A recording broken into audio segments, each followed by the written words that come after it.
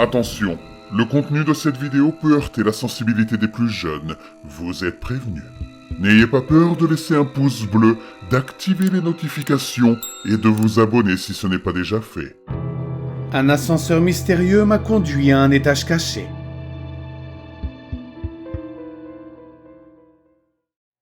En tant qu'organisateur de congrès itinérants, je séjourne dans de nombreux hôtels au cours d'une année.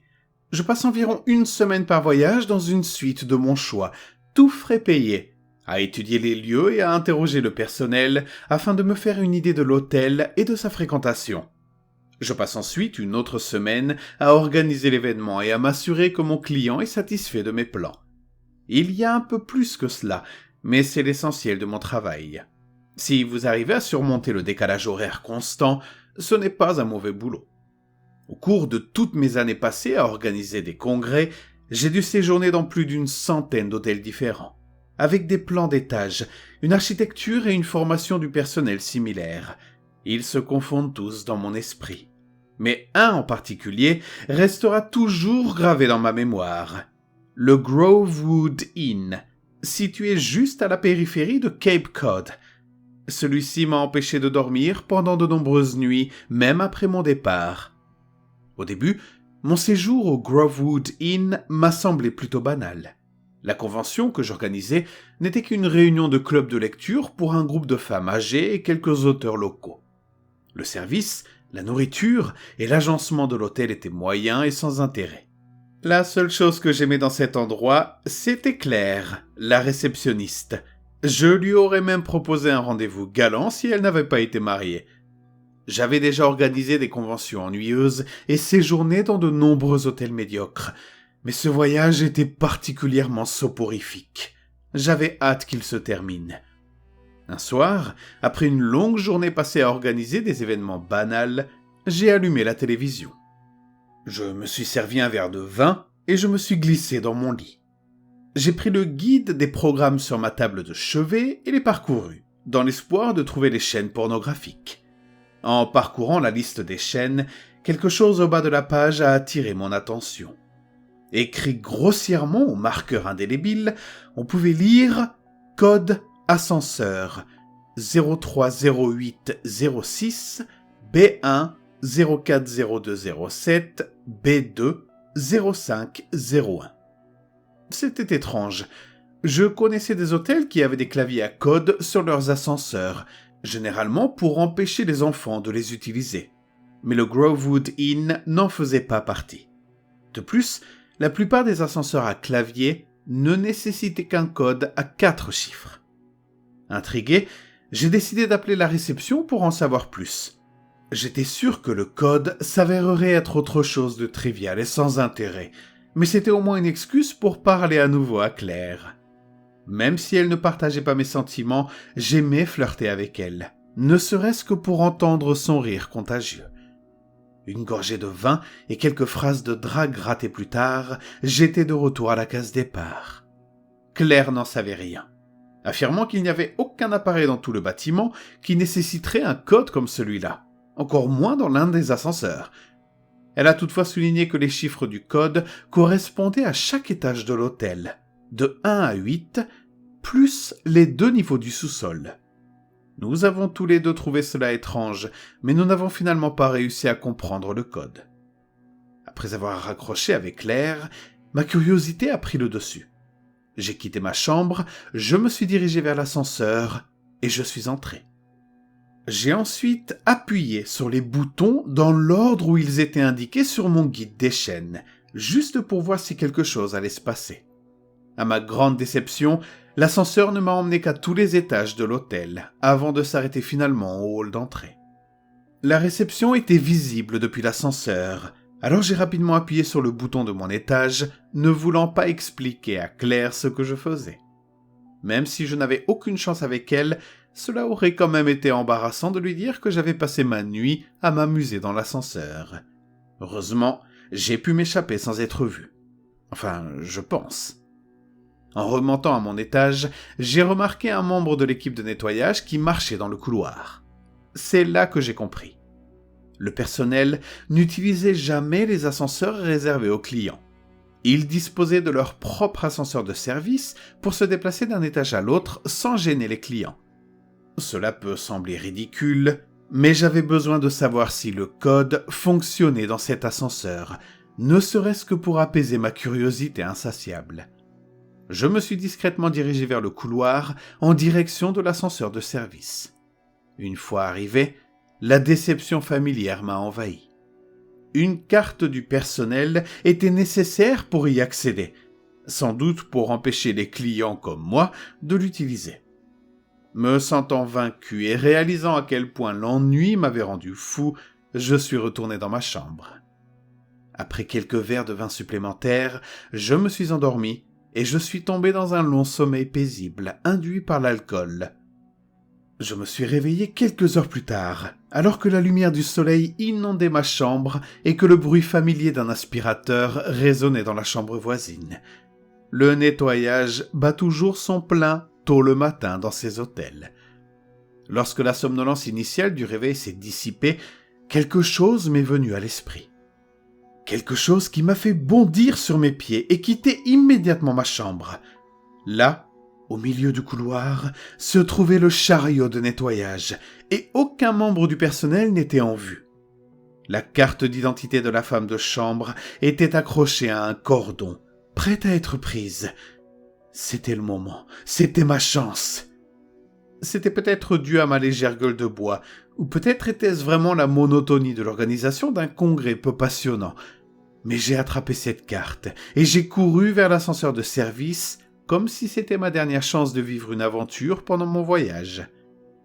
Quelque chose dans ce code m'attirait. C'était un mystère que je ressentais désespérément le besoin de résoudre. Après avoir passé la carte de la femme de chambre et être entré dans l'ascenseur, j'ai rapidement tapé le code et j'ai attendu. Au début, rien ne s'est passé. L'ascenseur ne bougeait pas, mais les boutons restaient tous allumés.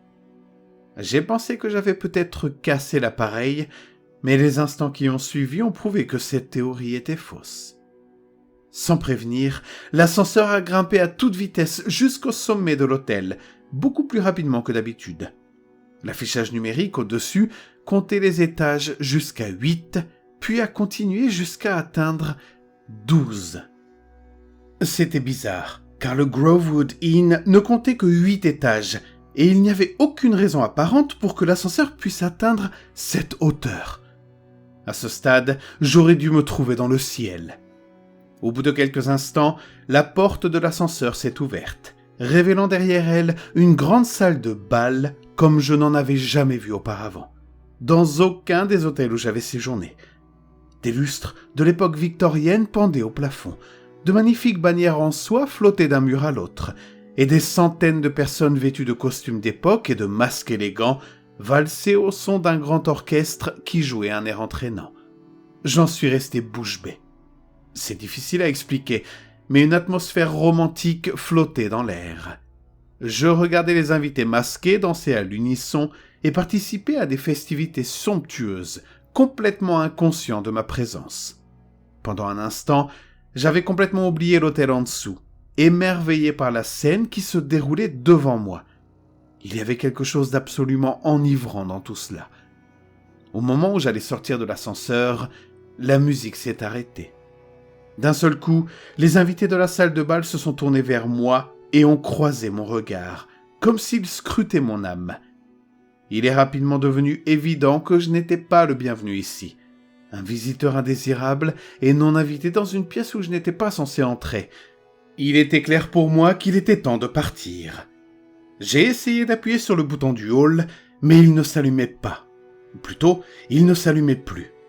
J'ai essayé les étages 2, 3 et 4, mais sans succès. L'ascenseur était bloqué et j'étais coincé. J'ai regardé la foule et à ma grande horreur, elle avait commencé à marcher dans ma direction. Elle avançait lentement, mais sans ascenseur en état de marche, je n'avais aucun moyen de m'échapper. J'étais désormais à la merci de la salle de bal et de ses occupants, quel que soit le sort qui m'attendait. N'ayant guère d'autres options, j'ai tenté d'engager la conversation avec le groupe. « Qui êtes-vous ? Que me voulez-vous » Ma question n'a suscité que peu de réactions.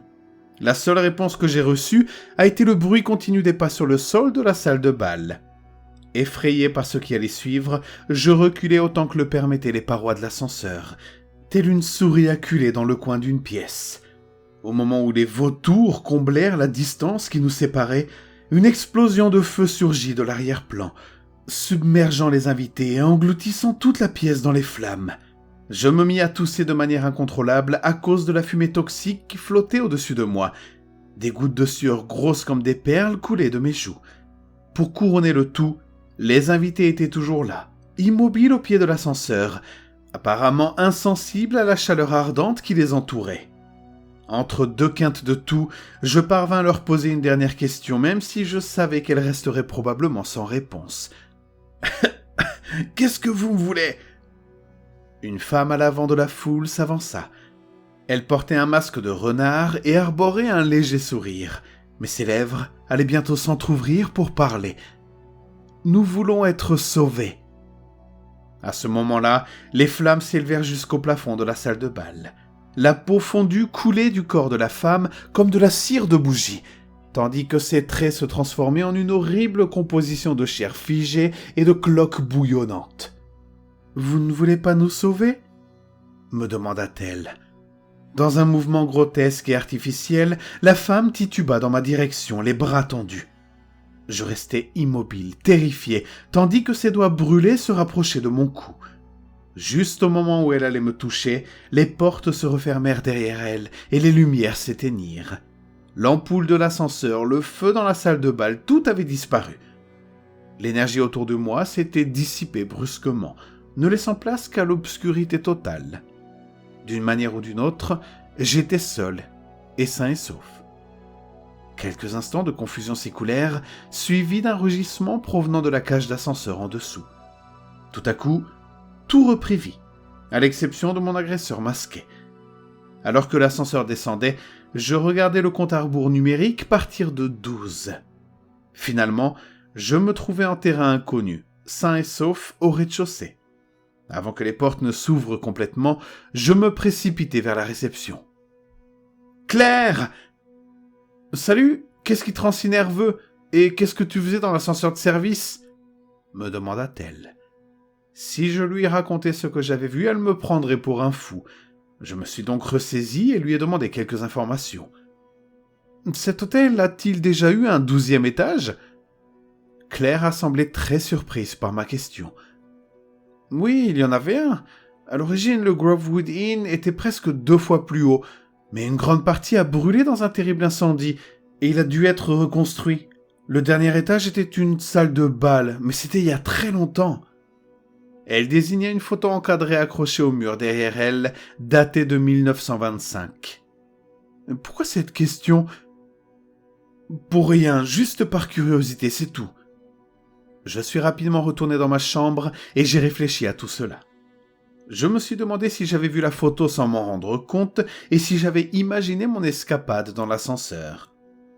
J'ai rapidement écarté cette idée, certain d'avoir été bien éveillé lorsque cela s'était produit. J'ai pensé que cela venait peut-être du vin, mais c'était tout aussi improbable. Il n'y avait aucune explication logique à ce qui s'était passé. Et c'est à peu près tout. Je n'ai jamais su exactement ce qui s'était passé ce jour-là à l'hôtel.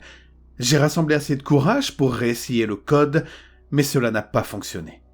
Il semble que j'ai eu le droit de jeter un seul coup d'œil au passé, de voir ce qui était ici avant et ce qui pourrait être encore aujourd'hui si l'hôtel n'avait pas été partiellement détruit. J'aurais seulement aimé participer aux festivités avant que les choses ne tournent mal. Peut-être aurais-je pu empêcher l'incendie et sauver les clients, comme le souhaitait la femme au masque de renard. Tout ce que je peux faire maintenant, c'est repenser à cette journée complètement perplexe, tout en planifiant ma prochaine convention.